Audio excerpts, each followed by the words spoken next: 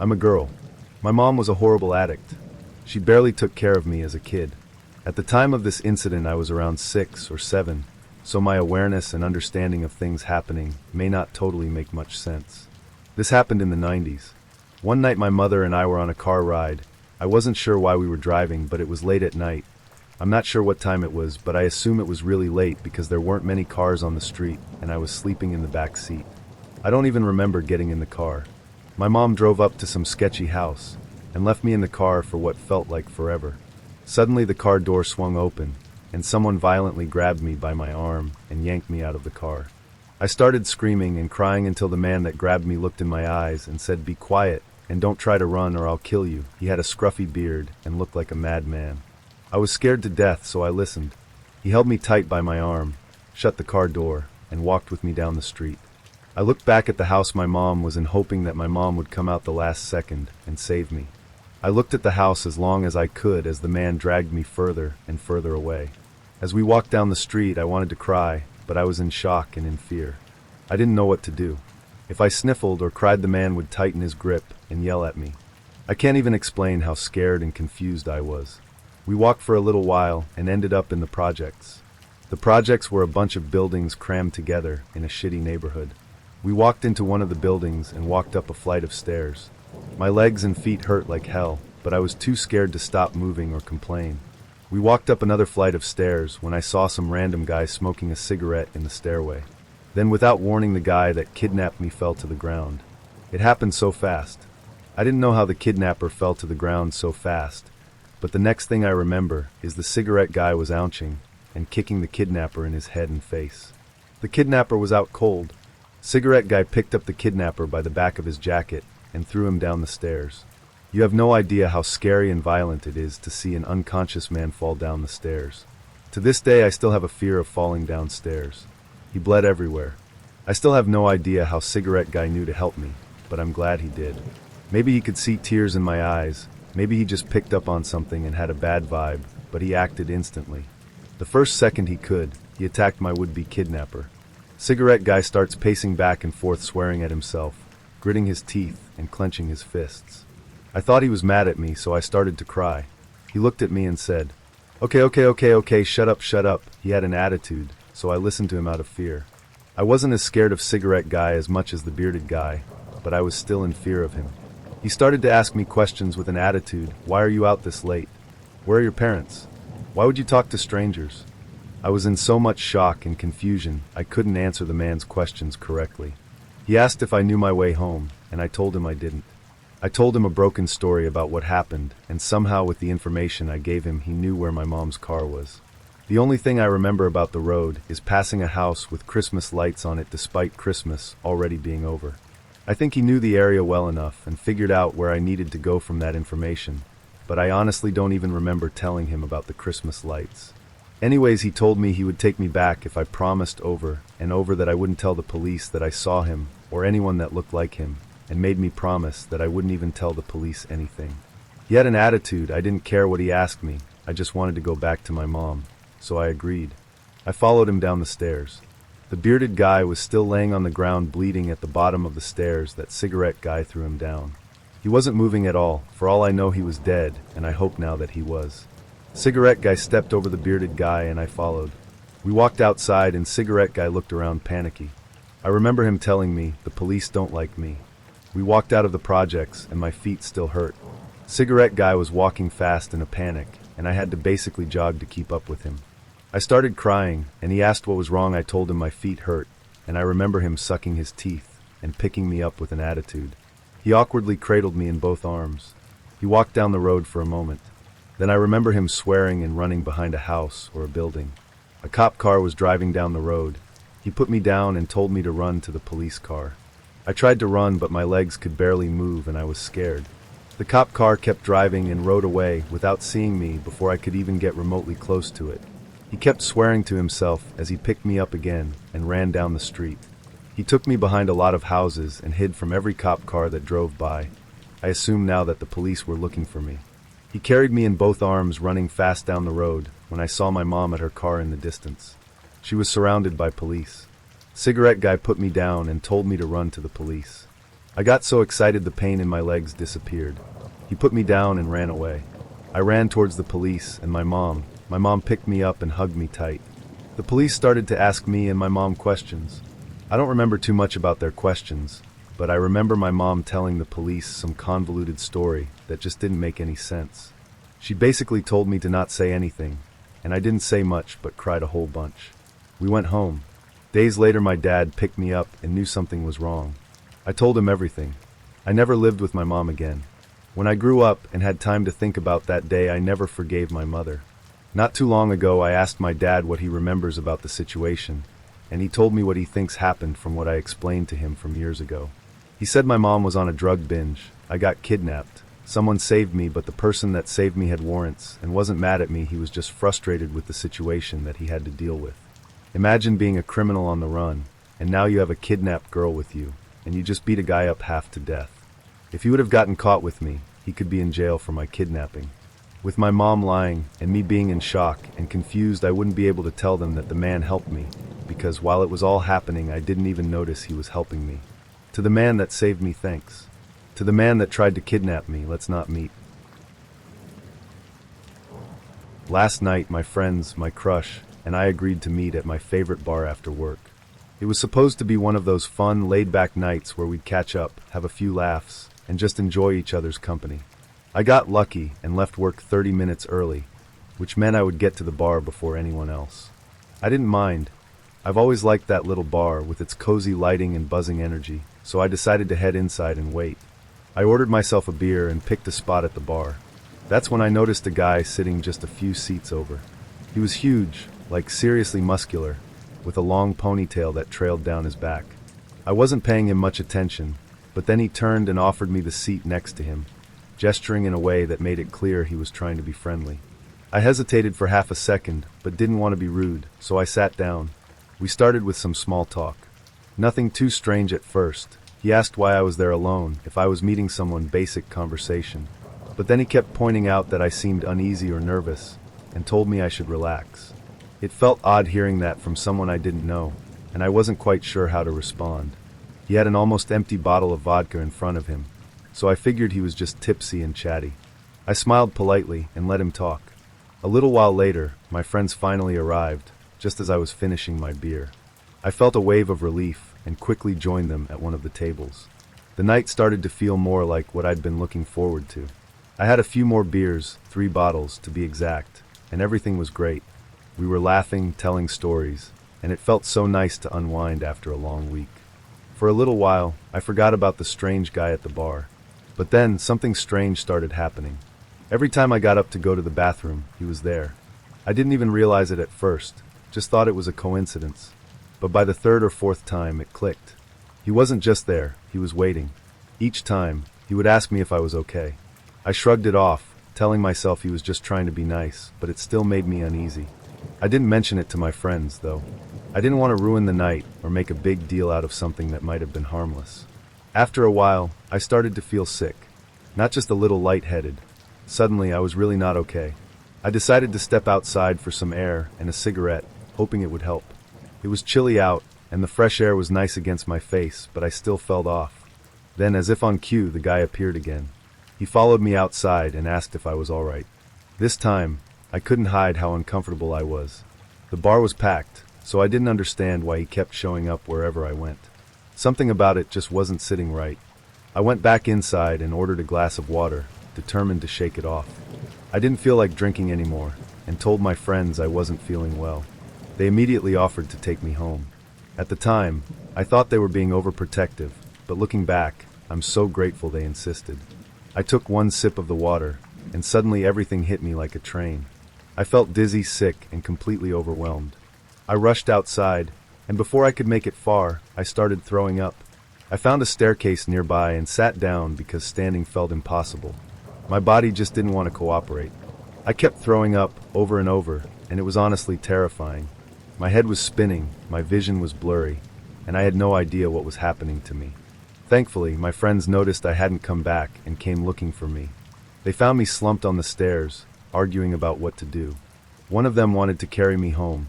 Another suggested calling a taxi. In the middle of it all, the guy from the bar showed up again. I don't even know how he found us so quickly. He kept saying that he lived just down the street and that I could sleep it off on his couch. I didn't have the energy to respond, but my co-worker, who's like an older brother to me, was not having it. He stepped in, his face set with anger, and told the guy to leave immediately. I don't know what exactly my co-worker said or how forceful he was, but it worked. The guy backed off and disappeared into the crowd. My friends pulled me to my feet, which felt like the hardest thing I've ever had to do, and somehow they managed to get me to my friend's apartment. I don't remember much of the trip there. It's all a blur of stumbling steps and reassuring voices. When we finally got inside, they set me up with a bucket and tucked me into the couch. I spent the rest of the night curled up, convinced I was going to die at any second. This morning was no better. I woke up feeling like I'd been hit by a truck. Just trying to stand up sent me running back to the bucket. I spent hours lying there, shaking and sweating, too sick to move. It wasn't until 1 p.m. that I felt well enough to even attempt going home. I dragged myself to the train station, still feeling weak and nauseous. I forced myself to eat a little, though I wasn't sure I'd keep it down, and finally made the trip back. This happened a little while ago, about a month to be exact, and to this day, it remains one of the most bizarre and unsettling experiences I've ever had. It was a pretty normal night. I'm 15, and like most teenagers, I was winding down by playing some video games. I'd lost track of time, but when I glanced at the clock, it was around 11 p.m. That's when I heard it, the doorbell ringing. At first, I didn't really think about it. My immediate instinct was to go check, so I got up and started heading downstairs. But as I hit the middle of the staircase, something clicked. Wait a second. Who rings a doorbell at 11 p.m.? I froze mid-step as that thought sank in. It was late. Way too late for someone to just show up at the house. I felt a chill run down my spine. The sense of unease was instant, like my brain knew something was off before I could fully process it. So I quietly turned around and crept back upstairs, now moving on instinct to keep quiet. I didn't want whoever was at the door to know I was awake or paying attention. I stopped in the upstairs hallway, my heart pounding a little harder than I cared to admit, and just stood there waiting. Maybe it's nothing, I thought to myself. Maybe they'll leave. But then, exactly 1 minute later, the doorbell rang again, twice this time, sharp and insistent. My stomach nodded. This wasn't someone who had just made a mistake or was visiting a friend. Something about the rhythm of the doorbell made it feel intentional. My parents must have thought so too, because their bedroom door creaked open, and I turned to see them standing there, both looking confused. My mom gave me a quizzical look, and all I could do was shrug. I didn't have answers, but I had a bad feeling. Before any of us could say anything, a loud bang echoed through the house. My mom flinched so hard I saw her stumble a bit, and my dad's confusion turned to something else. Not fear, but alarm, like he was trying to piece together what was happening. The banging wasn't a knock. It was heavy and forceful, like someone was pounding on the door with more than just their fist. Without saying anything, my dad started heading downstairs. My mom and I lingered at the top of the steps, too nervous to follow. From where I stood, I could hear my dad cautiously open the door. His voice trembled just slightly as he spoke. "Hey, what do you need?" The response was not what I expected. It was our neighbor, the guy who lived directly next door, and he wasn't calm. He was shouting, his voice loud enough to echo up the staircase. I couldn't make out every word, but the general gist was clear. He was claiming this was his house, that we had stolen it from him. I stood frozen, listening to this man, who we'd shared friendly nods with for years, scream accusations that didn't make any sense. I heard my dad sigh, clearly shifting from alarm to annoyed. Whatever patience he had for the situation was running thin. "You need to leave," he said firmly, before shutting the door. I let out a breath I didn't realize I'd been holding, and my dad began climbing back up the stairs. But then it happened. A loud thud reverberated through the house, so strong it made the walls seem to shudder. My dad froze on the first step, eyes wide with disbelief. He turned back toward the door just in time for the second slam to hit. This time, the sound was even worse. The noise of splintering would rang out, sharp and ominous, and I knew then that our neighbor wasn't just banging on the door. He was throwing his entire body against it. Everything happened at once. My dad bolted to the door, pressing his weight against it to try to keep it from giving in. My mom ran to grab my younger siblings, calling their names in a frantic voice. As for me, I bolted to the phone to dial 911. My hands were shaking as I hit the numbers, and I could hear the dispatcher pick up as I tried to explain what was happening. The slamming continued, one heavy impact after another, like he was determined to break through.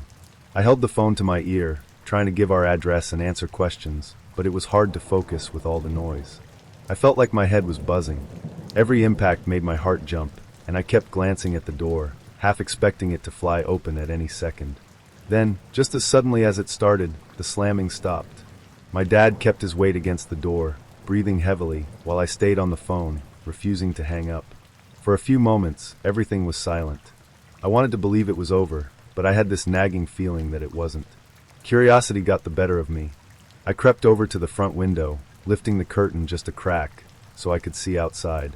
My heart sank when I spotted him. Our neighbor was still there, but now he was sitting in his Jeep Wrangler, parked just in front of our house. I couldn't tell what he was doing at first, but then the engine roared to life, and his tires squealed against the pavement. At first, I thought he was leaving, but then he hit the brakes, the Jeep lurching forward just a little. I realized what he was doing. He was aiming the car at our house, at our front door. He hit the gas again, just enough to make the tires squeal, then slammed on the brakes. It was like he was taunting us, trying to scare us into coming outside. I backed away from the window, heart pounding. I wanted to cry, scream, or maybe both, but instead, I forced myself to check on my younger siblings. My mom had them in the hallway, keeping them distracted while my dad kept watch at the door. I joined them, cracking stupid jokes that didn't make any sense, just trying to lighten the mood. Eventually, the police arrived. I could see their lights flashing through the curtains, and I felt an overwhelming wave of relief. The officers arrested our neighbor right there on the spot. It was over, at least for now. But even after he was gone, it took a long time for the adrenaline to fade. None of us slept much that night.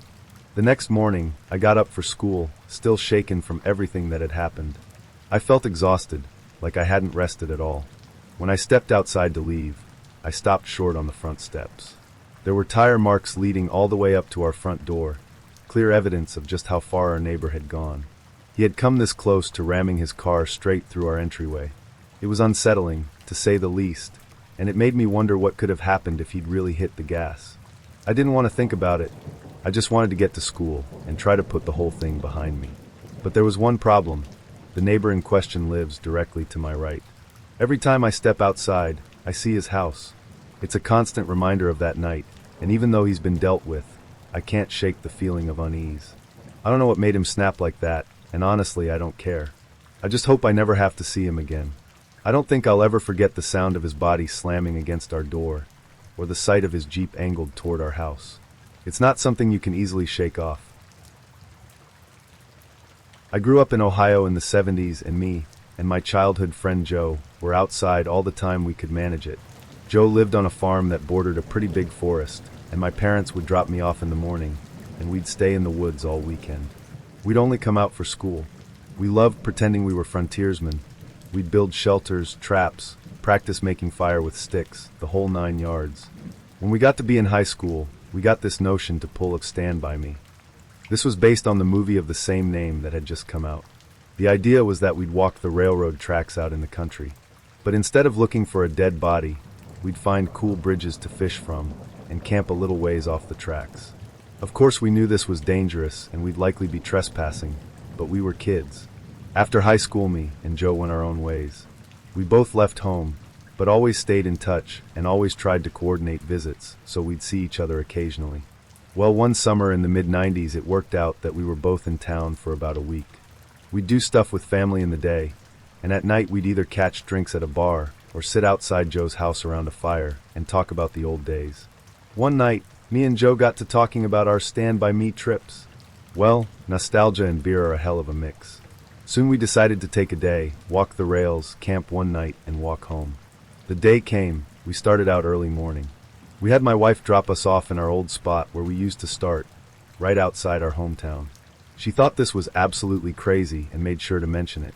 When she pulled away, Joe suggested that instead of walking the usual route, we'd take the opposite direction, just to be adventurous. We knew the land well, we had a map, so I gave a what the hell, and off we set. The day went fine. It was fun and a little sad, but in a good way. We found a bridge and sat on the edge, smoked a joint, and moved on. We had no fishing gear, but we brought some canned food and other stuff. Before night started to set in, we picked a spot to camp.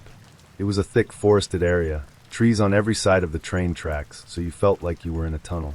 We had brought small hammocks to sleep on, but before we set them up we decided to do a little scouting of the perimeter. Now, this is what we used to do in the old days too. We'd walk the area around a little bit to make sure some dude's house wasn't just over a hill, and we were actually camping in their yard. We walked maybe 100 or so feet into the woods, and up a small incline. We figured if we didn't see anything from on top of this short hill, we'd be fine. But when we got to the top, we saw an old building down at the bottom, about 100 yards into the woods. It was barely visible. We pondered over what to do. We both assumed it was a sugar shack or something, because there didn't appear to be a clear road into it. From where we were, there didn't look to be anyone in it either. All was quiet, no movement could be seen. No lights. We decided to walk a little closer, just to make sure. We came down the hill very slowly, and as we neared the building we saw it wasn't a sugar shack at all, it was an old church. It looked like it had been abandoned for years. It was a squat, sagging building whose wooden planks were almost black from years of moss and rot. A cross still stood on top of the place, also weathered black. None of the windows had glass, and there were no doors, just open doorways. We got close enough to see inside. There were rows of pews and a built-up section in front for a preacher to stand. We didn't go all the way in, we didn't want to. Beyond all that, there was no sign of anyone else. No footprints, no paths, no roads. It was an abandoned church. We left immediately and went back up the hill to our spot we had picked to camp. Having a hill between us and the church made us feel better, but we were still a little uneasy. We chalked it up to the natural creepiness seeing a church in the middle of the woods would elicit.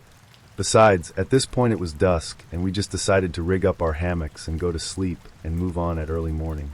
Night set in, and as we lay in our hammocks and shot the shit, we began to hear something in the direction of the church.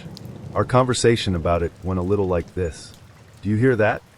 What the fuck is that? It sounds like people singing." And it did sound just like singing. We both slid right out of our hammocks and hunkered down, straining to hear more. We listened for a minute or two, and the singing continued, but it wasn't getting louder.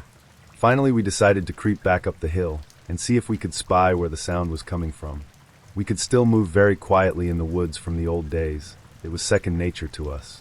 The moon was barely out, but it provided enough light so you wouldn't walk right into a tree, but it was near pitch black. We didn't use flashlights as we crept slowly up the hill, and we didn't talk. When we got to the top, we saw light in the distance. It was coming from the church, and the singing was coming from inside. Joe and I put our heads close together and had a hushed conversation that boiled down to, "Can you believe this shit?" The light looked to be candlelight from the way it flickered, and though we tried, we couldn't make out what was being sung. It sounded like church music, but in another language. We sat and watched for a while, trying to see who was in there, but we only saw occasional shadows. We had no intention of getting closer either. We had about a football field length between us, and we aimed to keep it that way. The singing continued for a bit, and then it stopped. After that, a booming male voice began to chant. I was already freaked out, but this voice thoroughly scared the shit out of me. It sounded like some Old Testament preacher you see in movies, but again it was like he was speaking in a different language because we couldn't understand a single word. Eventually it got to where the single male voice would say something, and then a bunch of voices would answer in song. This lasted for a while, and then they all broke into this long, sustained wail that just kept getting louder. It got so loud and so disturbing that I covered my ears. Then it stopped. At this point I was just getting ready to say, "Let's get the fuck out of here," when Joe put a hand on my shoulder and hissed, "They're coming out." We were far enough away that we couldn't make them out really well, but what we could see was a line of figures walk out the open doorway, all holding hands in single file. We could see some of them had flashlights. They began to sing again, and the light from the flashlights began to move toward us and the hill. We booked it back down to our campsite, grabbed our shit, and ran to the tracks. Once there, we ran down the tracks in the direction we had come from. After a few minutes, we stopped and looked back. We saw lights coming down the hill. They were moving erratically like whoever was holding them was shaking them. We continued to run in spurts and walk as fast as we could. We eventually stopped seeing the lights and came to a road. By our map, we knew a small town was about 15 minutes down it, and we walked there, got to a 24-hour gas station, and called my wife to come get us. My wife and other friends all just thought it was kids messing around, but I heard those voices, and they sure as hell didn't sound like kids to me. So this happened in 2013, and I was 17 at the time. My family was house hunting, and we came across this beautiful two-story home overlooking a river. It seemed perfect. The owner, an older man who claimed to have built the house himself, was there to show us around. He was friendly, smiling, and chatting with my parents. He seemed like a nice guy, and the whole situation felt pretty normal. I stayed back as everyone talked, just kind of zoning out, pretending to be on my phone. Then something strange happened. In the middle of the conversation, the owner turned slightly away from my parents, and his expression changed completely. His face twisted into the most sinister, hateful scowl I've ever seen. It was so sudden and unexpected that I froze. It felt like I'd caught a glimpse of something I wasn't supposed to see. I don't think he realized I was watching. I must have looked like I was preoccupied with my phone. A second later, he turned back to my parents, smiling and laughing like nothing had happened. The shift was so creepy it made me feel physically sick. I told my mom about it as soon as we left. She agreed it was weird, but brushed it off, saying maybe he was just socially awkward or had zoned out for a second. I wanted to let it go, but the image of his expression stuck with me. Despite that, we bought the house. It was everything my family wanted, spacious, scenic, and charming in its way. We moved in not long after, and for a while everything felt fine. But then, about a week later, something happened that I still can't fully explain. It was a Sunday morning, around 11 a.m. My family had gone to church, but I wasn't feeling it that day. I decided to stay home alone, which I'd done plenty of times before. It was stormy that morning, rain on and off, wind shaking the windows. I was on the second floor of the house, curled up in my room, when I heard something outside. It started as loud, rhythmic banging. It was coming from the side of the house, echoing through the walls. I sat up, trying to figure out what it could be. My first thought was that it might just be the wind. After all, it was stormy, and I'd heard wind knock branches against houses before. But the banging wasn't random. It was steady, deliberate. It went on for about 5 minutes, then stopped. I told myself it was nothing, and tried to ignore it. But 10 minutes later, I heard something else. This time, it was unmistakable. Footsteps. Someone was walking around downstairs. I heard chairs scrape against the floor, kitchen cabinets creaking open and shutting, and even the distinct sound of the fridge opening. My stomach dropped. I froze for a moment, my mind racing. There was no one supposed to be home. My parents were at church. I knew I hadn't imagined those sounds. Someone was in the house. My first instinct was to move quietly.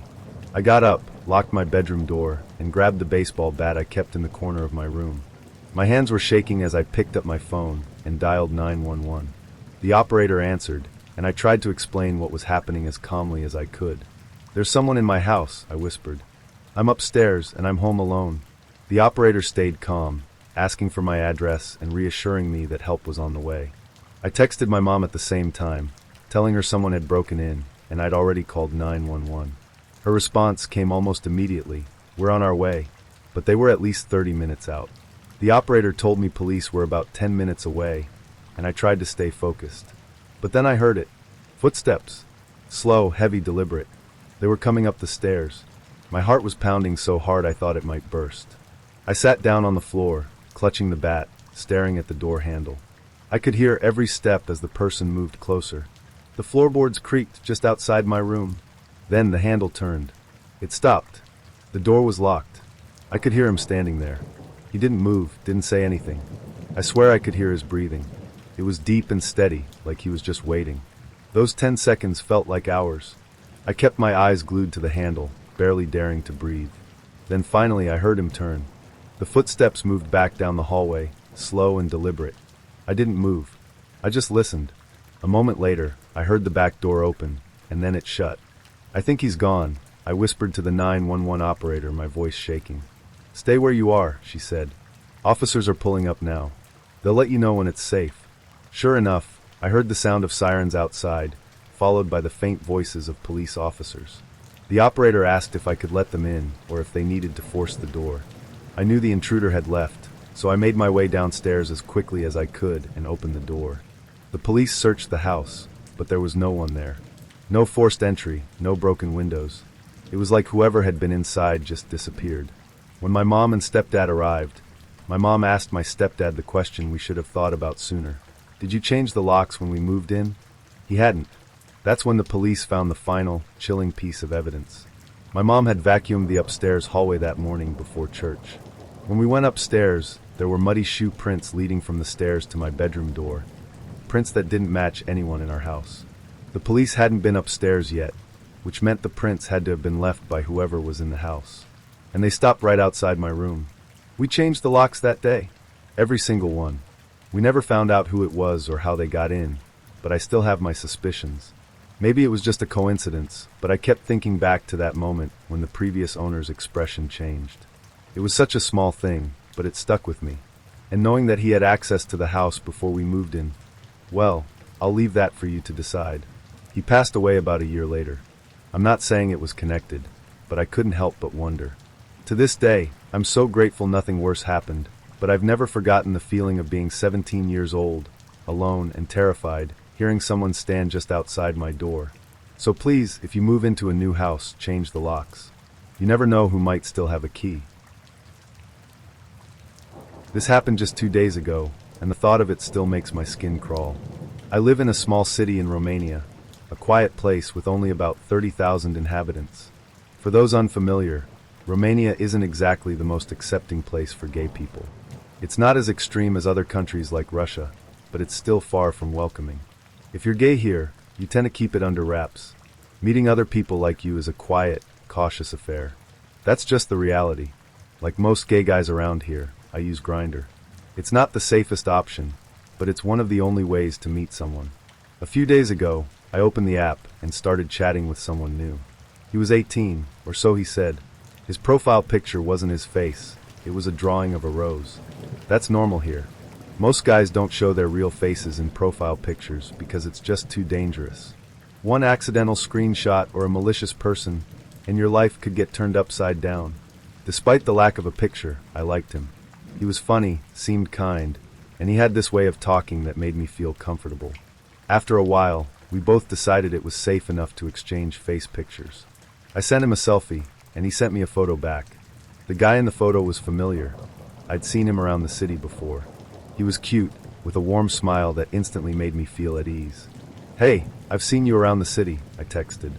"Didn't know you were gay too," laughing face. We kept talking, and soon enough we agreed to meet. He seemed eager, and honestly so was I. I suggested meeting in front of a tailor shop. I had some errands to run there anyway. My cousin's bachelorette party was coming up, and I needed to get my favorite shirt adjusted. It seemed like a safe, public place. A tailor shop is hardly romantic, but I figured it was neutral ground. The tailor shop was in a 4-story building. The ground floor was a clothing store where my aunt worked, so I knew the place well. The first floor was used for storage, the third was a barber's salon, and the fourth was the tailor shop itself. I planned to finish my errand, pop downstairs to check in with my aunt, and then meet the guy. Simple. I went up to the tailor shop, dropped off my shirt, and made my way back down to the clothing store to say hello to my aunt. We chatted for a few minutes about family stuff and how her day was going, but I was distracted. I couldn't help glancing out the store's window. That's when I saw them. Behind the building, there were 5 men, all of them in their late 20s. They weren't casually standing around. They looked like they were waiting for something. None of them resembled the guy in the picture I'd been sent. Not even close. Something felt off immediately. My gut instinct kicked in, telling me to be cautious. I pulled out my phone and texted the guy on Grindr. "Hey, did you make it to the tailor shop?" I asked. As soon as I sent the message, one of the men's phones lit up. I watched him pull it out of his pocket and start typing. My stomach dropped. Seconds later, my phone buzzed with a notification from Grindr. "I'm behind the tailor shop," the message read. "I went there to smoke so no one would see me. Come smoke with me." My heart started racing. I looked back at the men. One of them had his phone out, but all of them were watching the area like hawks. I wasn't going to meet the guy in the photo. That much was clear. This was something else entirely. Something dangerous. I had no idea what their plan was, but I knew I wanted no part of it. Still trying to play it cool, I texted back, "Can you meet me at the side of the tailor shop instead?" The side of the building felt safer. There were no windows, no way for them to see me sneaking up, and maybe it would give me a chance to figure out what was going on. For a moment, the guy resisted, insisting I go behind the building. But I kept pushing. "Come on," I wrote. "Just for a minute. The side is closer to where I am." After a few tries, he agreed. I watched as all 5 men moved from the back of the building to the side. That was my moment. I peeked my head out the store's front door, glanced left and right to make sure the coast was clear, and bolted. I don't think I've ever run so fast in my life. My heart was pounding, adrenaline surging through me as I sprinted down the street, away from the building. I didn't stop running until I was several blocks away. I didn't even dare to look back. I just kept going, driven by sheer panic. Once I felt like I was far enough, I ducked into a side alley and pulled out my phone. I checked Grindr to see if I'd gotten any messages. Sure enough, there was one waiting for me. "Where did you go?" I stared at the message, feeling sick to my stomach. I didn't respond. I just blocked him. Whoever those men were, I didn't want to know what they had planned for me. Maybe they wanted to rob me. Maybe it was something worse. All I knew was that I'd narrowly avoided something terrible, and I wasn't about to stick around to find out. When I finally got home, I sat down and tried to calm myself. My hands were still shaking, and I couldn't stop replaying the events in my head. The guy on Grindr, the men behind the building, the way everything had lined up so perfectly to lure me there.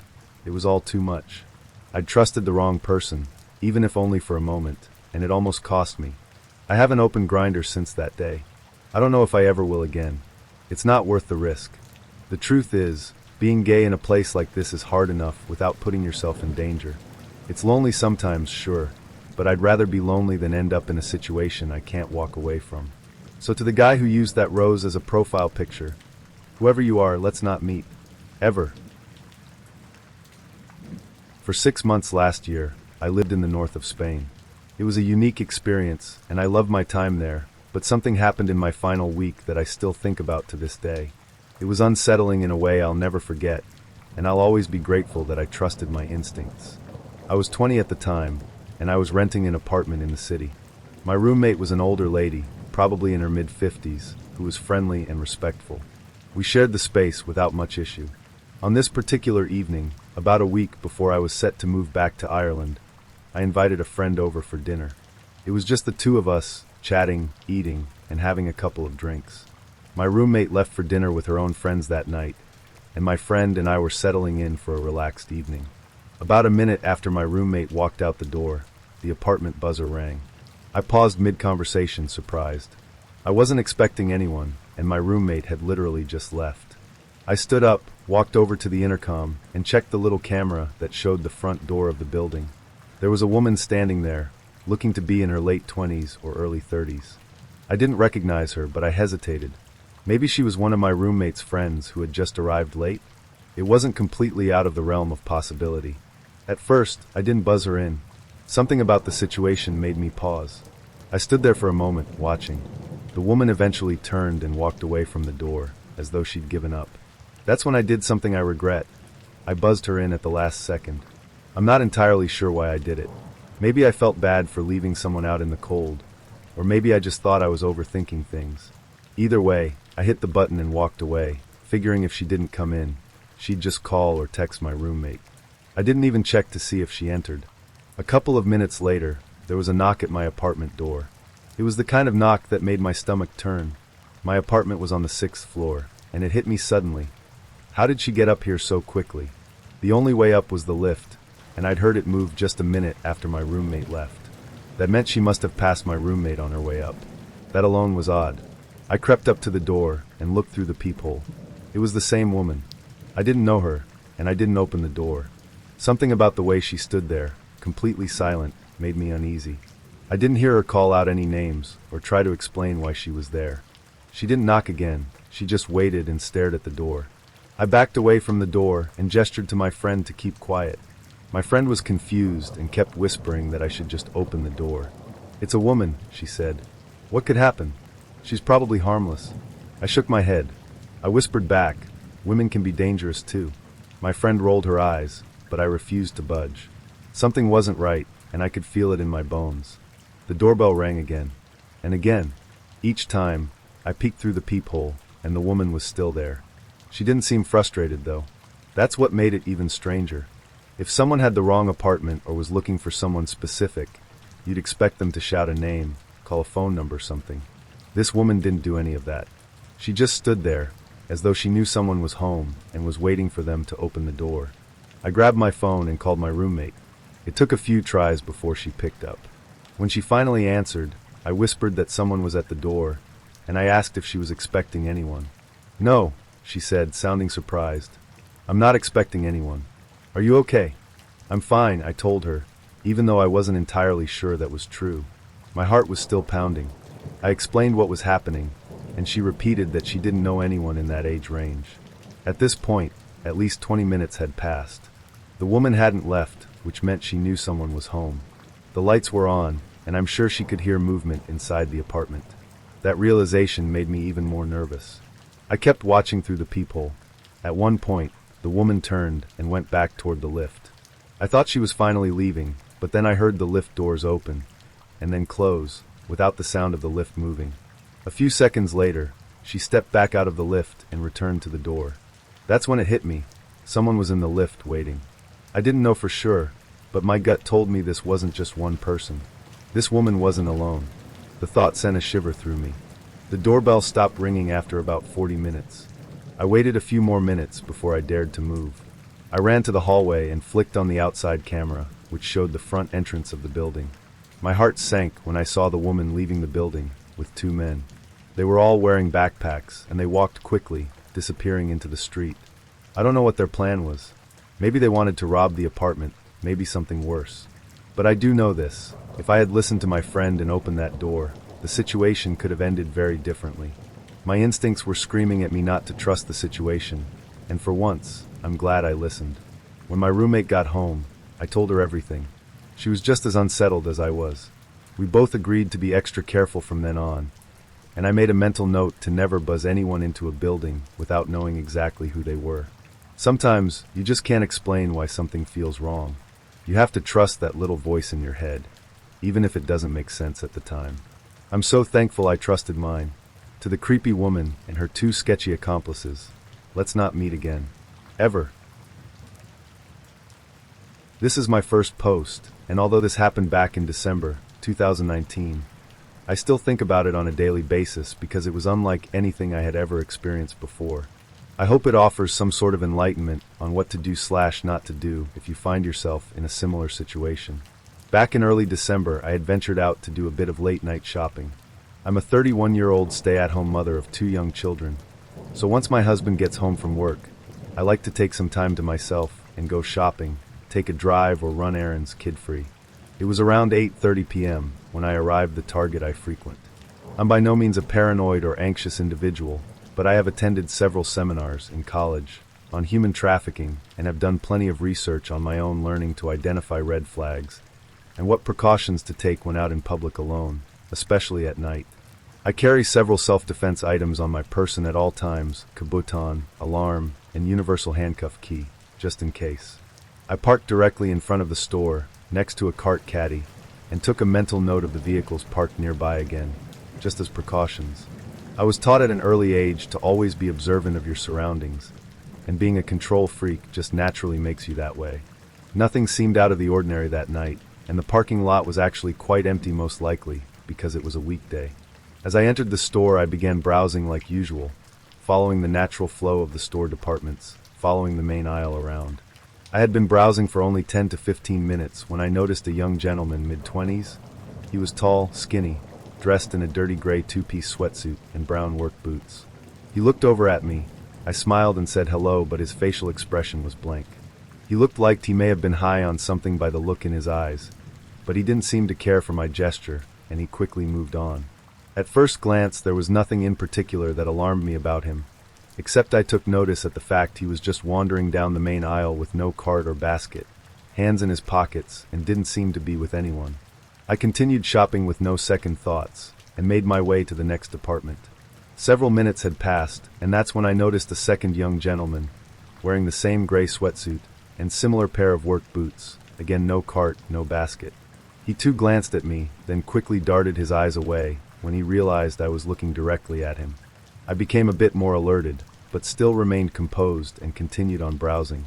Another 15 minutes or so passed, and that's when a third older man caught my attention, and you guessed it, same gray sweatsuit and work boots with no cart, no basket, just his hands in his pockets. I assumed they were in some sort of work uniform, maybe construction workers, but why weren't they walking around together? And why didn't they have any items to purchase? At this point, it was difficult to focus on browsing. I had a bad feeling about these three men, and it became clear that something was a bit off. Over the next 20 minutes or so, I felt as if I was being monitored by the three of them, as if they were all communicating my whereabouts as I continued to make my way through the store. Because each department I entered, it didn't take long for me to notice one of the three men pass by whatever side aisle I happened to be in, making their presence known to me. I stayed completely vigilant while trying not to panic or allow my suspicions to overwhelm me. Something about their presence felt very heavy and dark, so I decided to test their intentions, to prove I wasn't overthinking the situation and my bad gut feeling was valid. I began picking random aisles and traveling back and forth between departments in a very unorganized and random fashion, to see if the men would continue to pass by me as frequently as they had been. With every aisle I popped into, it was just a few minutes later one of them would make an appearance, staring me down as they passed by. It felt as if I was being surrounded like a wild animal, hunted even. They were no longer trying to be conspicuous, which was the scariest part of it all, and everything instinctual was screaming at me to get out of there. I gripped my cart so tightly and figured if they got too close I could use the cart to push them away, or at least create distance between us. By this point I had been shopping for about an hour altogether, maybe a bit over, and was ready to purchase my items. But honestly, I felt too uncomfortable to continue browsing even if I wanted to. The men had been following me all that time, and I was becoming more annoyed. If anything, the store was pretty empty around this time.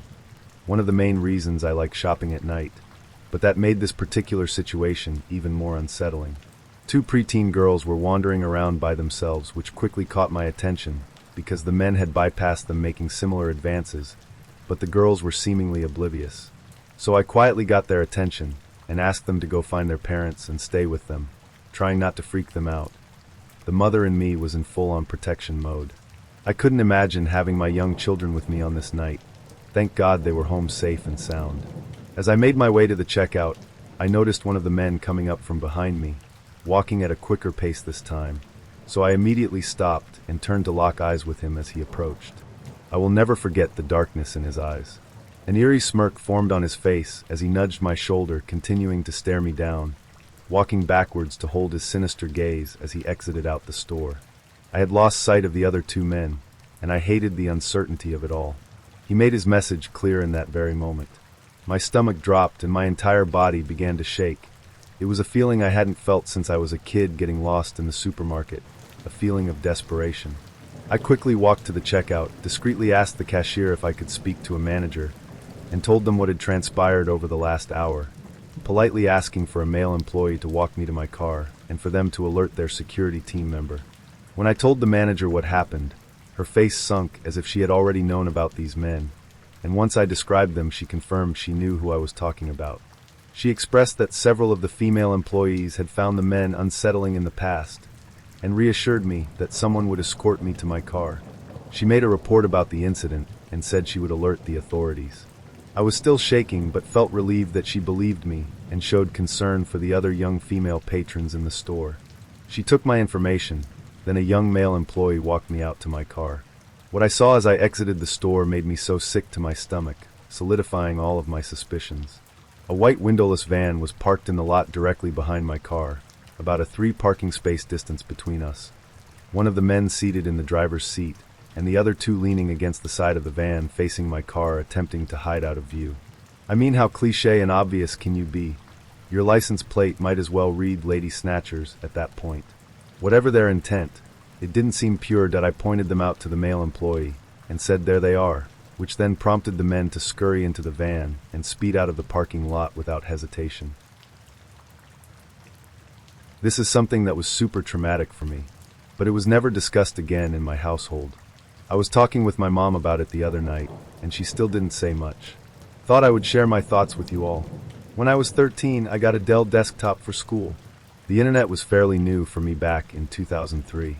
AOL and MySpace, Yahoo Messenger, AOL chat rooms, 16/f/Cali anyone? AOL chat rooms was where I went. I was a shy, overweight kid back then. Still shy to this day. But online I could be anyone. I could say anything. It was amazing. I discovered so many things when I got the internet. If I could be anyone, so could someone else.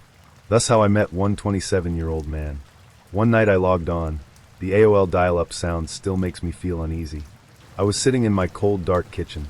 The computer was here, so I could be monitored. It was just me and my mom though, and she was always working.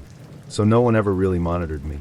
Plus she had no idea how to use a computer, so I got away with a lot. I was bored, so I hopped into an AOL chat room. Lurked for a bit, then 15/F here. I was really 13, but saying I was 15 made me feel so much more mature. Private message incoming. Hey, my name is Rob, where are you from? And that's how it started. I told him where I was from. That I was in high school. Which wasn't a lie. My school was from 7 to 12th grade. 19/M/New York. Oh man, was it cool to be talking to an older guy. And boy was he cute. Honestly, I don't really remember much. Maybe I blanked it out. Maybe my memory is just shot. I do remember emails back and forth. The occasional phone call. I remember finding out he was talking to another girl, and I wanted to break things off, but he begged and pleaded until I caved. Then the let's meet. I was nervous. He had never asked for a pic. Had never really asked for much from me. Just the emails back and forth. A phone call a day. But somehow he made me feel safe. Made me feel wanted. Cared for. He drove from New York to WV one day. My mom worked right beside my house, so he parked about a quarter mile away and took the back alley to enter my house. My friend was with me when he showed up, but was scared when she seen him and ran out the back door. I maybe should have taken a hint from that, but I just stood on the back porch with my head down. Was given a hug as he led me inside.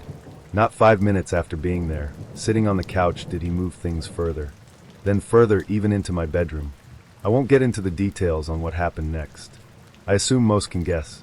After that he left, with instructions to get in his car after I get off the school bus, and we will go on a date.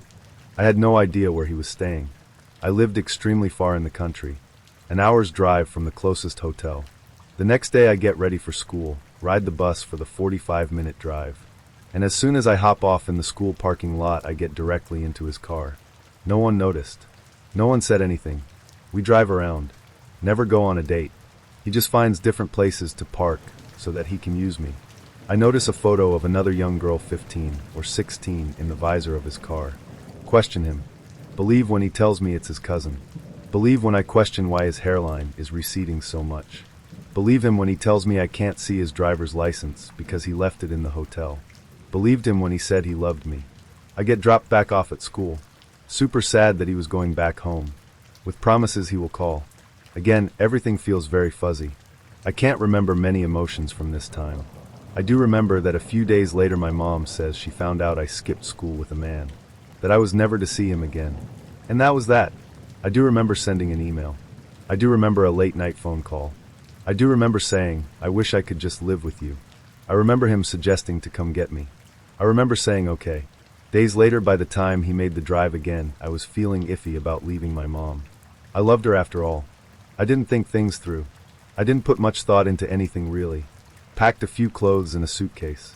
Forgot all underwear. That is one of my sharpest memories. I felt bad that he drove 8 hours to get me, so I left in the middle of the night. Got in the car to him and his cousin.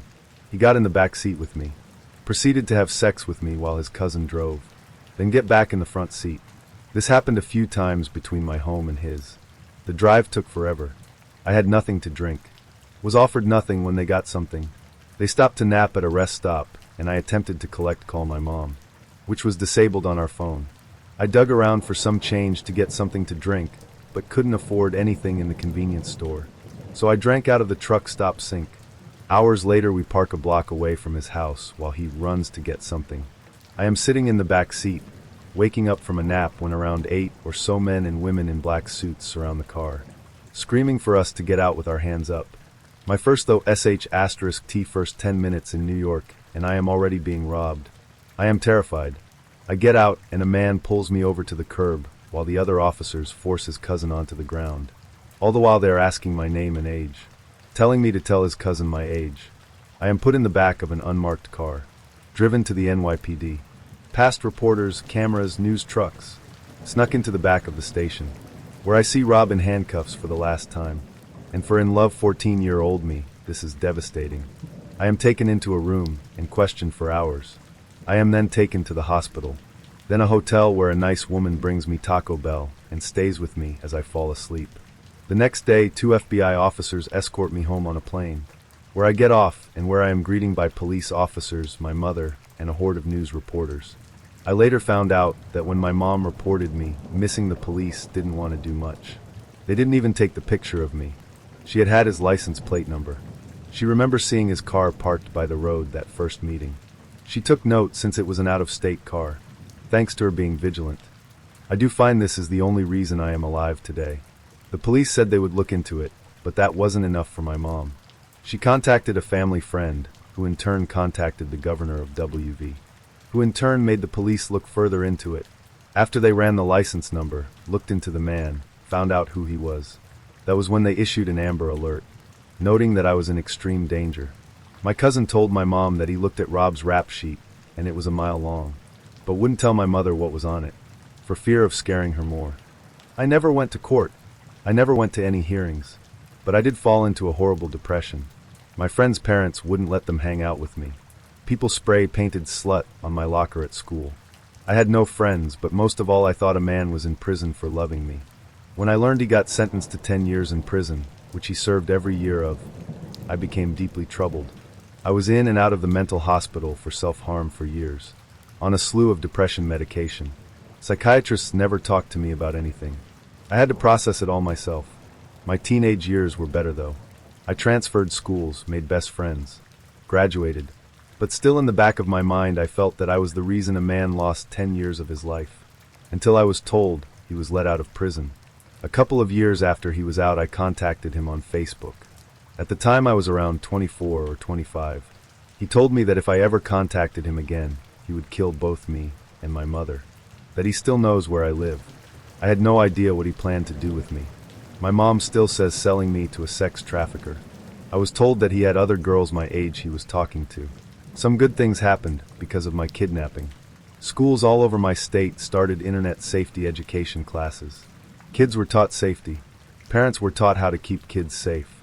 No other girls were taken by this man. So to the man who ruined so many years of my life, I am 29 now. I am happy, healthy, and I have zero remorse that you are now listed as a level 3 sex offender and that you were in prison for so many years. So to start, I'm a transgender woman. I'm single and I make my status as trans very clear on all my dating profiles, except Plenty of Fish, because they consider that to be talking about sex, and they will straight up ban you. So I state instead that I'm a huge proponent of trans rights. So this guy messages me. He lives about an hour away. Kinda cute in a mildly creepy way, like, something seems a little off about him, but people can't help how they look, so I give him a chance, just like I would want. I discover he's a smoker, but he says he's trying hard to quit, and only does when he's really stressed or upset. We have a nice conversation, and finally he asks for my number, and without thinking about it, I give him the number but tell him I'm getting ready for my evening classes, so I'll be slow to respond. A few minutes go by and I get, "Hi, it's username from POF." Now usually I send standard quick message. "Hi, it's Allie, so just to be clear since my profile might be a little vague, I'm a transgender woman. I know that's not everyone's cup of tea, so if you're not interested I completely understand." About 20% of the time the guy isn't interested and gets rude and needs to be blocked, and the other 80% is split between immediate inappropriate questions and deep pics, casual acceptance, or dead silence. But like I said, I was getting ready to go to class, so I hadn't sent the message yet. A few minutes go by, and I'm about to text him my standard when I get another text. "Who the F is, full dead name. Why is he paying your cell phone bill?" "Me, where did you even get that name?" "Him, answer the question, who is he?" I'm honestly stunned at this point, and I realize he must have paid one of those shady websites that offer personal info for a fee. Well, if you must know, I'm transgender, and that used to be my name. I was about to tell you when you pulled that stunt. Please do us both a favor and lose my number. That's incredibly invasive, and I don't want to talk to you anymore. Do you still live at my address at the time in hometown? I'm coming to see you so we can talk about this in person. Me lying. No, I moved a few months ago, and I'm getting ready to head out like I said. You need to leave me alone. Don't contact me again. Him. Since you have something to hide, I'm going to run a full background check on you. You lied to me, and I don't appreciate that. Me. I'm sending screen caps of this conversation, your POF profile, and your photos to my 2 best friends who work in law enforcement in your town, and my ex-boyfriend, who I'm still on good terms with, who works for the local sheriff's office. Don't text me again. I didn't hear anything else from him for a few weeks. I made sure my doors and windows were locked, and the aforementioned friends and ex would check up on me from time to time. Eventually it just became one of those weird things that makes you laugh uneasily. And then one day I thought I saw him at the local grocery store. Same dark hair, thick glasses frames, and just creepy guy staring at me, watching me as I shopped. I texted my ex about it, and as an upswing on things, my ex and I got back together in a casual sort of way, and he stayed the night a few times a month off and on. One night when I was alone though, I just kept getting this weird feeling and smelling smoke. I lived in a little apartment complex that were 3 separate apartments that shared walls, but no plumbing or air ducts. I don't smoke, and I'm very sensitive to the smell thanks to asthma. The apartment had a wall unit AC, so I turned it off since it was apparently pulling air in from a neighbor's guest who must have been chain smoking, I thought. I had an ASL video due the next morning, so I was up all night practicing and recording the video, signing the same story over and over again until it was almost a dance rather than narration. A couple of times I had to restart the video because my cat was going nuts. Finally, around 7 a.m. I had the video finished and sent in and was ready for bed, so I double-checked all the doors and windows were locked, set an alarm, and went to sleep. I woke up and got ready for school, was running a bit late, and had to hurry out the door, but I noticed something weird but didn't have time to stop and register it. Classes went smoothly. I got an A on my ASL video, and I stopped for groceries on my way home from class. As I got home I saw what had been bugging me. Each apartment had a small garden on each side of the porch. Mine was nothing but gravel and pavers the previous tenant had put in, but it was tidy, except for a pile of cigarette butts that looked like someone had dumped their car ashtray in my garden. There was no other trash, just that pile, right in front of my bedroom window. I don't think anything about it at first, and just get a broom and dustpan and sweep it up. As I'm doing it, my neighbor, an old man, comes out and asks if my boyfriend ever got a hold of me. I ask him what he means. He tells me there was a young man waiting for me on my front porch off and on for a few hours last night, that he'd seen the guy around before and thought he was my boyfriend. I ask what he looked like. Dark hair, thick glasses, chain smoking. I text the on-again, off-again ex. Cops take statements and I give them the screenshots. I moved out of state a few weeks later for unrelated reasons and have legally changed my name since, with closed records. I don't give guys my number anymore. Ladies and my fellow queer family, use a texting app until you get to know someone, because for like $5 creeps can get everything from your number. When I was 19 in the early 90s, my brother and his wife were newly married and living in Baltimore. I was from Maryland originally, but hadn't yet spent much time in that city. I'd heard it wasn't the safest place, depending on where you were, but I didn't worry too much about it. My plan was simple. I'd drive straight to my brother and sister-in-law's house, no detours, and everything would be fine. But that's not what happened. I missed a turn and ended up on a street I shouldn't have been on. It was MLK Boulevard, and back in the early 90s, it was a grim stretch of the city. Abandoned gas stations dotted the road, their signs faded and pumps rusted. There were sketchy bars with half-broken neon lights and houses boarded up with plywood, graffiti scrawled across the fronts. A few people were walking in the middle of the street, moving slowly, drinking from paper bags as if they had all the time in the world. I knew immediately I'd messed up. My heart sank, and I felt a chill run through me. This wasn't the place for someone like me to be lost. Instead of panicking and driving deeper into the city, I spotted an abandoned gas station ahead. I figured it was better to stop and regroup than to keep going and risk getting more lost. The gas station was completely run down, with shattered windows and a lot full of weeds growing through the cracks in the pavement. There was a bank of pay phones near the edge of the property, and I decided to pull up close to them, about 10 feet away. I parked the car, grabbed some quarters from my bag, and hopped out to call my brother. It took him a moment to pick up. When he did, his voice was impatient. He'd lived in the city long enough to know it well, and I think he assumed I was being dramatic about getting lost. "Where are you?" he asked, exasperated. "I don't know," I admitted. "I missed a turn, and I'm on MLK Boulevard." "Okay, don't worry," he said. "Tell me what's around you." I described the abandoned gas station and the pay phones, trying to hold my voice steady. My brother sighed and began rattling off directions, but I struggled to keep up. I held the phone between my ear and shoulder, scribbling on a scrap of paper I'd found in my bag. My hand was shaking slightly, though I tried not to think about it. That's when I saw them. Out of the corner of my eye, I noticed movement near my car. I turned my head slightly and froze. 3 men were leaning against my car. 2 of them stood on the passenger side, and 1 was pressed against the front driver's door. They weren't moving, just standing there with their arms crossed, staring directly at me. My throat went dry. I turned back toward the payphone, my body tense. My brother's voice was still in my ear, rattling off directions, but I could barely process a word of it. I'd already stopped scribbling.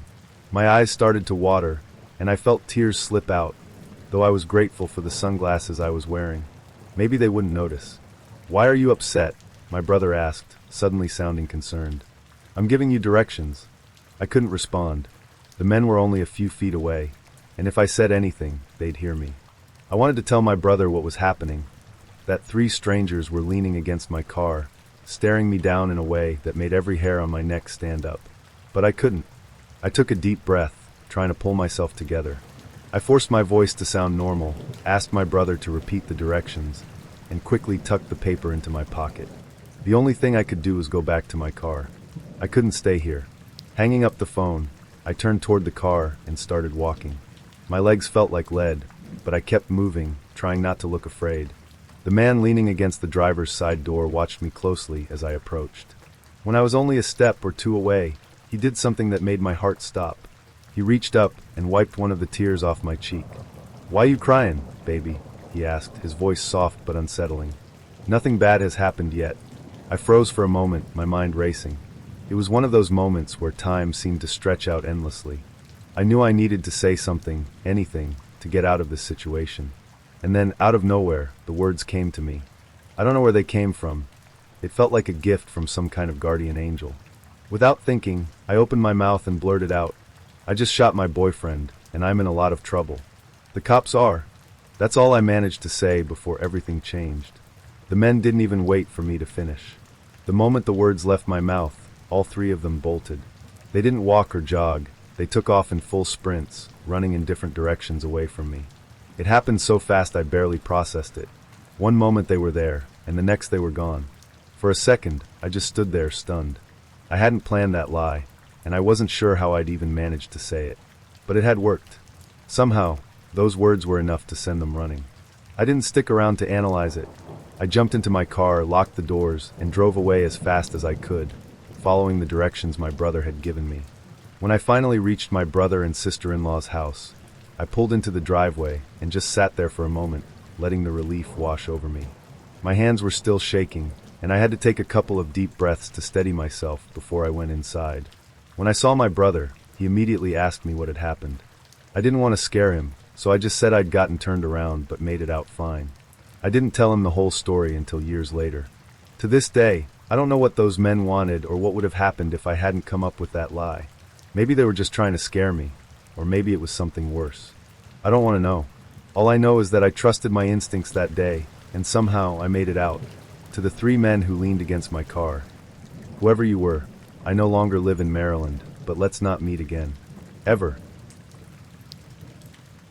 This was a long time ago, so the timeline might be a little bit off and some details are fuzzy, but I've written it out exactly as I recall it. In the early aughts, my family was living in Europe, and in December of 2001, we were coming back home to Latin America for Christmas vacation. My brother and I, both in high school at the time, and my dad were flying together from Paris to Miami. My dad was seated in business class, while my brother and I were in coach, sitting in the middle 2 seats of the middle row. The flight was pretty normal at first, absolutely nothing out of the ordinary. About 4 or 5 hours into the flight, I was reading a book, almost dozing off, when I heard a woman start to repeat the word "no" over and over. At first it was really quiet, almost inaudible, but it quickly got very loud and urgent. Before I realized what was happening, she was screaming "no, no, no" at the top of her lungs. I looked up and saw a flight attendant a few rows ahead of me to the right, hunched over someone sitting on the window seat. My first thought was that a passenger was having a heart attack or some catastrophic health problem, but her yelling was so unsettling that this couldn't be it. There was a strangely long delay in people's reactions. Nobody did anything. I completely panicked and froze in my seat. My brother, on the other hand, jumped up out of his seat, jumped over the person sitting on the aisle seat to his right, and ran up to see what was going on. He was up there in a matter of seconds, and as he approached, suddenly everyone around us stood up to see what was going on and or try to help. She kept screaming, and now she was struggling with this passenger. He was really tall, so tall that his whole head was visible over the back of the seat, and he had long curly black hair. My brother came back to our row and said something is wrong before going back up to get a closer look. Passengers close to her began struggling with the guy as well. A bunch of people jumped on him and started pulling at him, and someone in the row behind him even pulled his hair back so hard his face jerked towards the top of the plane. He let out a really loud moan/scream, and then there was chaos. The aisles were so crowded nobody could move, and I saw a fire extinguisher being passed hand to hand from the back of the plane. I immediately thought there was a fire and that we were all going to die. It was an incredibly hopeless sensation to know that there's nowhere to run and no way to escape this situation unfolding in front of you. They passed the extinguisher up to a male flight attendant near the guy, and the flight attendant hit him with the butt of the extinguisher really hard on the face. They started asking for belts, headphones, straps, etc., anything they could use to restrain him. My brother took off his belt and gave it to them, and they wrapped everything they could around the passenger's arms, shoulders, and torso, securing him to the seat. I saw the male flight attendant who had hit him with the extinguisher carry a pair of large black tennis shoes to the back of the plane, which at the time seemed kind of strange, but I didn't think much of it. The flight attendants asked if there was a doctor on board to sedate the guy. People kept asking if there was a flight marshal on board, but nobody came forward. I can't remember exactly how or when things calmed down, but eventually everyone was told to return to their seats. A small group of the people that helped restrain the guy were asked to keep guard on a rotation. There were always at least a few people sitting behind him and or next to him, keeping an eye on him. I think there was even someone behind him holding a fistful of his hair for the rest of the flight. The pilot announced over the PA that there had been a security breach. I can't remember exactly what he said, but it was vague, and that we were being diverted to Boston Logan Airport. He said they didn't know if the person was working alone, so get to know your neighbor. We were in the middle of the Atlantic, with maybe 4 more hours to go before we could land. Things were a bit ominous and tense, but for the most part everyone was friendly and in a pretty good mood. Nobody knew what had actually happened. We weren't allowed to get up from our seats, and if you had to use the bathroom you needed to call a flight attendant to escort you to the lavatory where you weren't allowed to lock the door. I remember a grumpy old French man a few rows from us got really annoyed after a while and kept getting up without permission just to annoy the flight attendants. They were not happy. After a while, they put on the movie Legally Blonde to distract passengers. My brother and I went up to business class to talk to my dad. Apparently they didn't hear the extent of the chaos back in coach, and they were all going about business as usual, pun intended.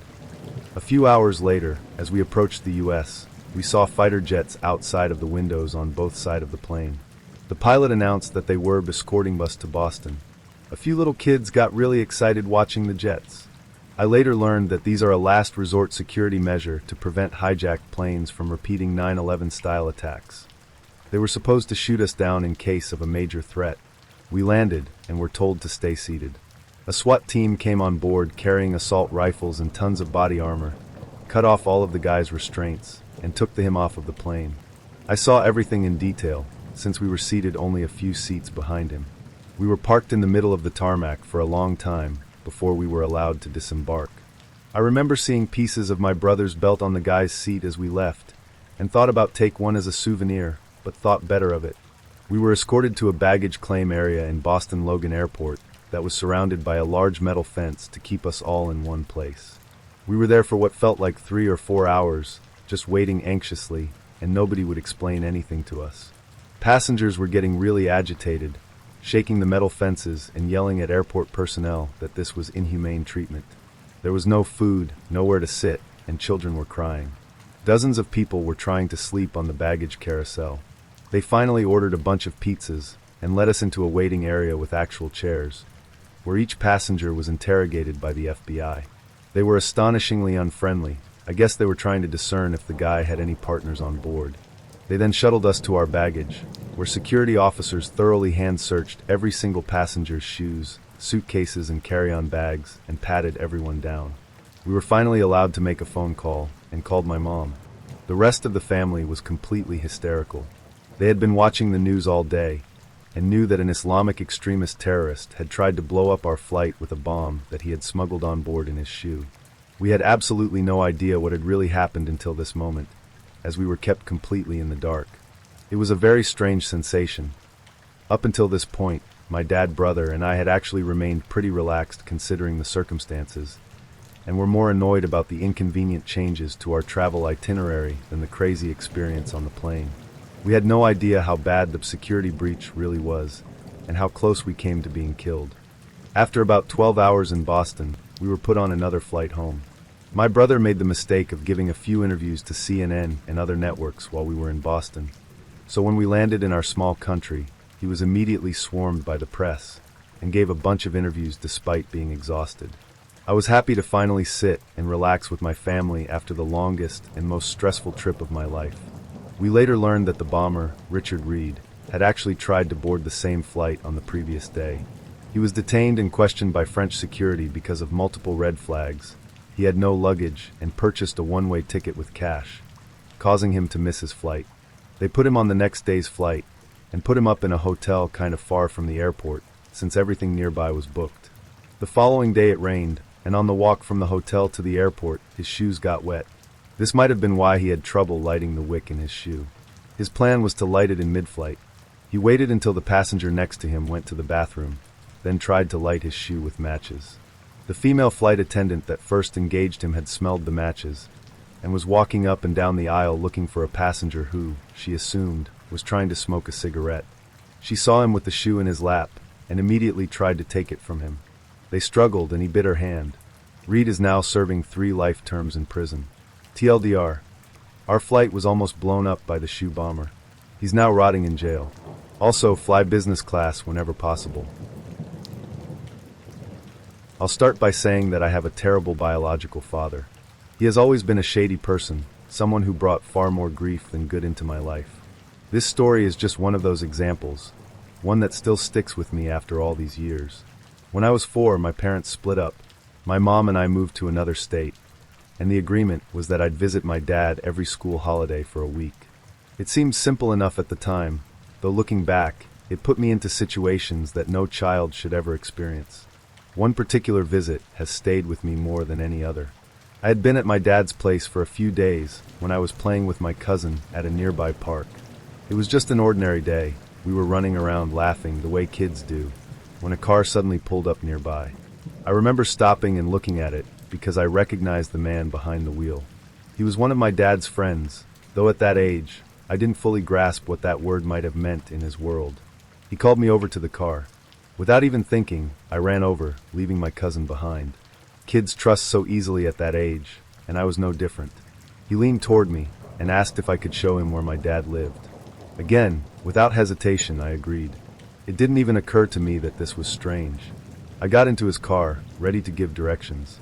What I didn't realize at the time was that I didn't actually know the way to my dad's house. I was only 4. As we drove, I gave what little input I could, not noticing at first that he wasn't really following my directions. I was too busy staring out the window or fiddling with my fingers, completely oblivious to the fact that we were going somewhere entirely different. After a while, though, I began to notice we were moving toward the city, far away from my dad's house. It felt like we had been driving forever. Finally, the car pulled up outside a house I'd never seen before. I looked around, confused, but the man just told me to wait in the car. I did as I was told. I didn't feel scared yet, just puzzled. I sat there, swinging my legs and looking out the window, waiting for something to happen. Eventually, he came back and told me to come inside. That's when the unease began to set in. The moment I walked through the front door, I felt it. Something wasn't right. The first thing I noticed was the living room.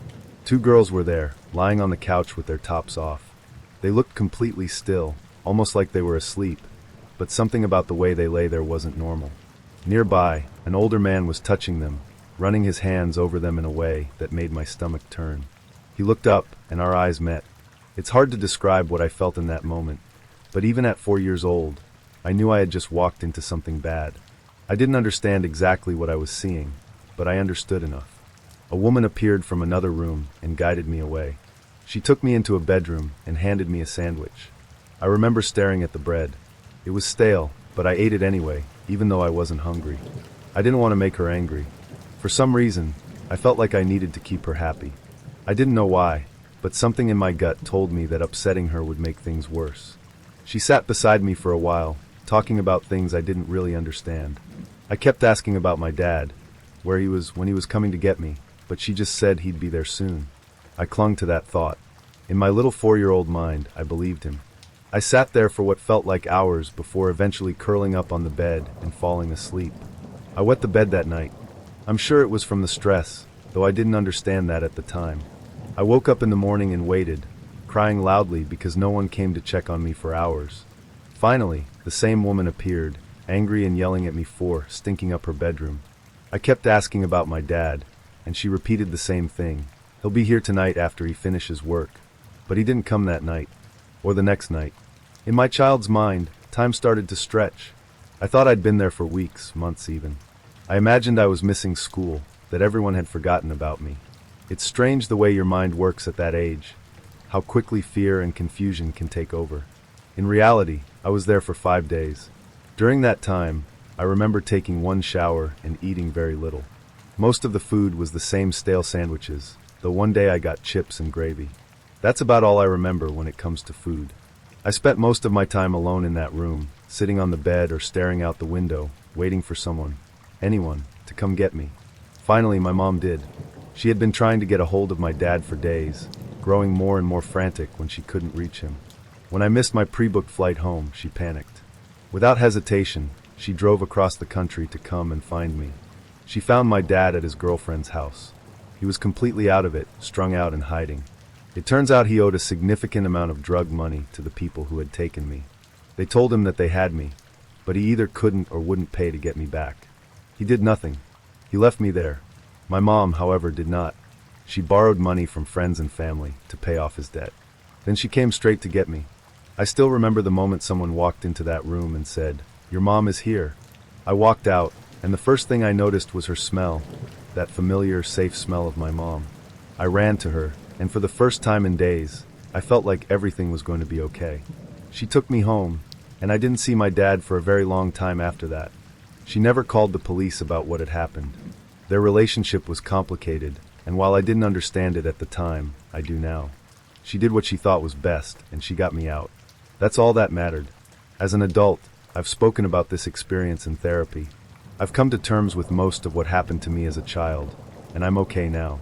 But even with all the healing, it still makes me sick to think about what I went through at just 4 years old. So to my dad's friend, to the sandwich lady, and to my father himself, let's not meet. Ever. When I was 20 years old, so 6 years ago, I worked as a delivery girl for a pretty popular pizzeria in my area. Initially, I worked the late morning to mid-afternoon shift, but when the guy who delivered for the night shift ended up getting fired due to him losing his license because of a DUI, I was placed on the night shift since my boss hired a family friend who could only work my shift for whatever reason. I really didn't want this shift because you never know if people who order late at night actually want a pizza or if they have other intentions in mind. Unfortunately, my boss was an asshole and essentially told me if I wasn't willing to work the night shift, I was fired. I wasn't exactly in a position where I could be out of work, albeit temporarily, so I reluctantly worked the shift. The first month of this shift went by without any issues until I had to deliver a pizza to a house that just barely made our delivery radius. I punch it in on my GPS, and the house was located in a pretty suburban part of the city. I arrive and it's about 11 p.m. The block was extremely quiet, decently lit, and mostly littered with modern townhouses, but the house I delivered to was a duplex. I ring the doorbell and wait for about 30 seconds. No answer. I ring it again and wait another 30 seconds. Still no answer. I'm standing there getting pretty nervous that something's about to go down, but thankfully a man opens the door. He looked like he was in his late 40s. He was pretty tall, maybe a little over 6 foot, and he was very skinny. I tell him his pizza is here, and he just stands there staring at me. I asked him if he was okay, and he responded by saying, "Yeah, I'm fine, sorry. I got off work not too long ago, and I'm zoning out a bit." Fair enough, I suppose. He hands me the money, I hand him the pizza, and as I'm making change he says, "You're really beautiful, you know that?" Not really thinking too much into it, I thanked him for the compliment and gave him his change. I said good night, and he did too. I walked back to my car and finished my deliveries for the night. A few days later I get a delivery order to the same place. I head over there around the same time as last time and ring the doorbell. He answers the door very excitedly and said, "Hey, it's you again. How are you?" I told him I was tired and can't wait to go home, to which he chuckled and said, "I know that feeling pretty well," as he was pulling out his wallet. As he's counting his money, he asks me what my name is. Being kinda tired at this point, and not really thinking straight, I stupidly tell him my name. As I'm making change, he asks if he could have my number, as he'd love to hang out with someone as gorgeous as I am. Whoa, buddy, pump the brakes. I've literally only met this guy like twice to deliver a pizza. I had no idea who this guy was, and I'm positive he barely knew who I was as well. Another thing to mention is that I looked way younger than I was at the time. I was told by numerous people that I still looked like I was 15, and I was hoping he thought differently and wasn't hitting on what he thought was a teenager. I'm just standing there awkwardly for a few seconds before I muster out, "Sorry, I have a boyfriend." He gets upset and says, "Oh, okay. I see." We stand there in silence before I tell him to have a good night and walk back to my car. He says nothing and still stands at the doorway staring at me until he finally went back inside once I started my car. I got a pretty creepy vibe from this guy and even brought it up to my coworkers, and they agreed it was pretty creepy. Except for my boss, who overheard everything and claimed I was making up stories and trying to gain sympathy for having to take the shift. Fucking asshole. A week later, as I'm working the night shift, and we get an order from the same guy again, and this is when shit finally hits the fan. I arrive at the house at around 10:30 p.m., and keep in mind that from my perspective on the road, it didn't look like a single light in that house was on. I get out of my car, and I walk to the front door with the pizza box in my arms. As I'm approaching the door, it quickly swings open to reveal the man, except this time he was wearing a suit, and I jumped back. He laughs and said, "Sorry if I scared you. I saw you out the window and figured I'd just open the door now so that you wouldn't have to ring the bell." I was getting scared because, as I mentioned before, there were no lights on in the house, so was he sitting in the dark this whole time? And if so, why? I nervously laugh and say it's okay. He asked me if I liked his suit, to which I said yes. He then asks me, "Would you like to go on a date with me tonight?" What the fuck? I once again tell him I have a boyfriend, to which he chuckles, gets close to me and says, "Honey, there's no way a girl your age is in a serious relationship. If you go on a date with me, I'll show you how a real man treats a girl." He grabs the pizza box from me and throws it to the side and grabs me by my arms hard. I'm officially shitting bricks at this point and trying not to cry from the fear that was overwhelming me. I start pleading with him, "Dude, please. I just want to go home. I don't want to go on a date tonight." He just stares at me with the most sinister look I've seen on someone's face and says, "I don't care. Get inside now. We're gonna have a good time." He starts trying to pull me into the house, and I'm trying to resist as hard as I can. After a bit of struggling, he lets go of one of my arms and starts grabbing something out of his pocket, which I presumed was a knife. I did something that to this day I am still thankful worked as he was doing that.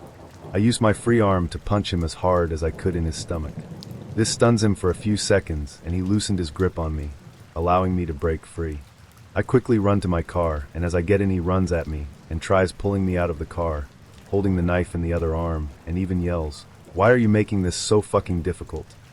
I grab a half-empty soda bottle I had in the cup holder and throw it, and luckily it hits his head, and he lets me go. I slam the door, and then all of a sudden he jumps right on the hood of my car and starts scratching and banging on my windshield with his knife. I put the car in reverse and quickly back out of the spot and quickly reverse down the road with him desperately trying to hold on. He's banging on my head screaming, "Stop the fucking car." I turn onto the next road as swiftly as possible, and luckily he falls off the hood of my car. I slammed the gas as hard as I could to get as far away from that sick bastard as I could. In my panicked state, I drove a couple blocks down the street and kept making turn after turn onto other side blocks as I feared I was being followed. Eventually, I reached a red light and I slammed on the brakes and just sat at the intersection frozen from what had just happened. I began crying and violently shaking as I was sitting there. It dawned on me that I came so close to losing my life, and I couldn't help but feel like I shouldn't have been alive. Once the light turned green, the first pulled over to the side and just sat there crying. Eventually, I get the energy to drive back to the pizzeria, and almost immediately after I walk in, my coworker knew something was wrong after seeing me. I practically broke down in front of him, and everyone else came to the front wondering what was going on. I fought my tears and explained everything that had just happened.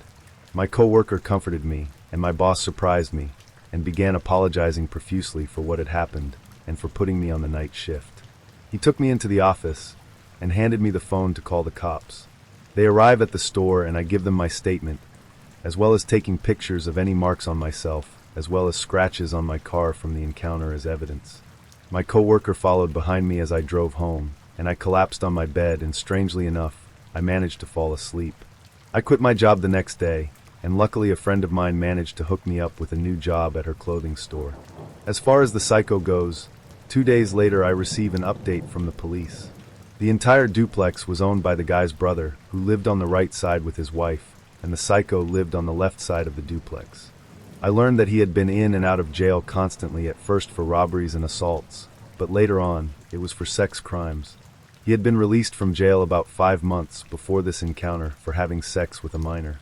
When they arrived at the house, he was long gone, and his family had no idea where he ran off to, but the police insisted they would find him. And indeed they did, albeit not alive. I spent the next 2 months in fear that he would find me and finish what he had in mind, but the police contacted me and updated me on the case. Apparently, he fled to another city nearby and attempted to kidnap a teenager walking alone late at night on the street. Luckily, somebody happened to be looking out the window at the right time, called the cops, and the police caught him trying to force her into his car. He manages to flee, and the police chase after him. He blew a red light near a busy boulevard, and a van slammed right into the driver's side of his car. By some sort of miracle, the driver of the van only sustained minor injuries, while the psycho succumbed to his wounds long before the ambulance even arrived. I thanked the officers for everything they did and for informing me, and I walked out of the station. I walk down the street, and I light up a cigarette as I'm taking in everything I had just been told. I don't wish death on people, but after hearing about his death, I felt relieved. I felt relieved that he couldn't hurt anyone anymore. I was relieved that I would never have to encounter him ever again, and that I wouldn't have to go through with charging him and reliving what happened that night. My last experience 2 years before this was scary, but I think this one takes the cake as being the scariest, as I was alone and face to face with this psycho. Who knows where I'd be if he managed to pull me into his house.